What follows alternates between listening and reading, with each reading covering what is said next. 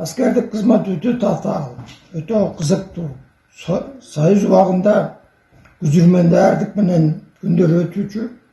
Al эми егемен мамлекет болорубуз менен коңшулас Тажикстан мамлекетинде жарандык согуш башталып кетип, Кыргызстан 1992 жылдан 98 жылга чейин жардам иретинде ошо Тажикстан менен Афганистандын чек арасын коопсуздугун камсыздоо үчүн бирден аскер бөлүгүн Россиянын asker bölüğüne kömek көрсөтүү үчүн жиберип турган. Ошол кызматта да өзүм аркаладым. 1999 жылдан 98 жылга чейин Баткен жергесиндеги Атай даярдыктагы өзгөчө аскер бөлүгүнүн командиринин орун басары болуп кызмат өтөдүк.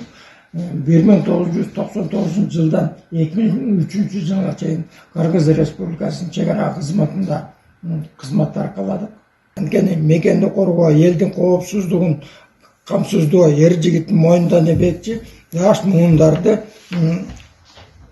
тарбиялоо бул эң негизги милдет деп эсептелет. Бүгүнкү күндө лицейдин алдыңкы бүтүрүүчүлөрү күч түзүмдөрүндө кызмат кылышат.